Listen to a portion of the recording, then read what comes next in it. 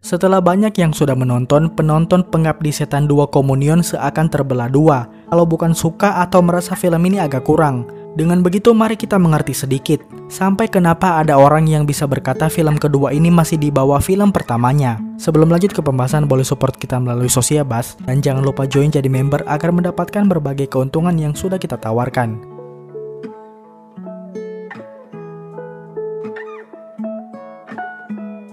Seperti apa yang sering dikatakan oleh sutradara Joko Anwar, Pengabdi Setan 2 Komunion dirancang sebagai film bagaikan wahana horor. Bisa dipastikan itu benar adanya, karena kita disajikan dengan teror tak henti.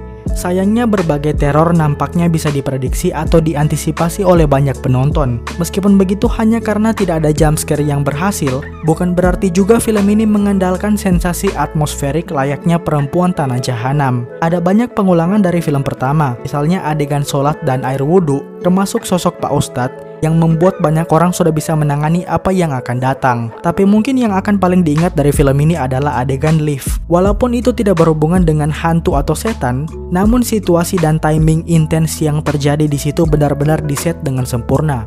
Lihat setting waktu tahun 80-an, segala hal di film ini sudah pas dengan latar waktunya, terutama lokasi dan properti. Joko Anwar kembali lagi menyajikan tempat yang walaupun di Indonesia, namun tidak terasa seperti di Indonesia akibat dari tata artistik yang ada.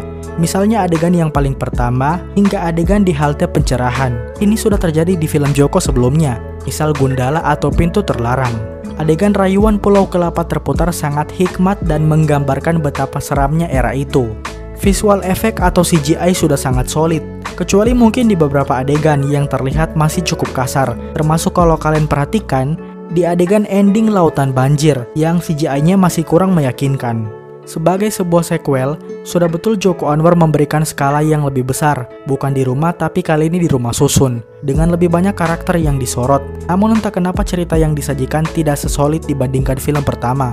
Mungkin yang membuat cerita tidak solid karena kita tidak mendapatkan payoff para karakter di babak ketiga. Payoff yang seperti adegan nenek menahan pintu di film pertama. Malahan cukup aneh tiba-tiba karakter ini yang jadi tokoh sentral di babak akhir. Padahal sebelumnya dia tidak terlalu mendapatkan banyak screen time.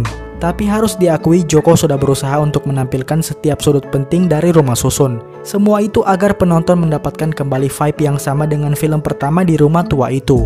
Mulai dari lift, tempat sampah, sampai kamar-kamar yang ada. Atau mungkin yang membuatnya tidak seseram itu karena kita tidak mendapatkan rasa terisolasi. Memang sudah ada adegan orang terhimpit di lift, tapi rasa terisolasi di film pertama membuatnya makin mencekam. Terutama karena kita tahu rumah para karakter utama ada di dalam hutan, dekat dengan kuburan, dan setidaknya tetangga yang mereka punya hanya sedikit. Intinya film ini memang didesain seperti wahana roller coaster yang akan membawa penonton naik turun di bioskop. Bisa dikatakan aspek cerita hanya sebagai penghantar untuk kita menikmati wahana. Memang banyak yang dikatakan dan diceritakan, tapi hal tersebut terasa terpisah-pisah, tidak terhubung dan sesolid di film yang pertama, yang berjalan linear, yang bisa menghadirkan sensasi klimaks di akhir filmnya, karena atmosfer dan keseramannya sudah dibangun atau di build up pelan-pelan dari awal film.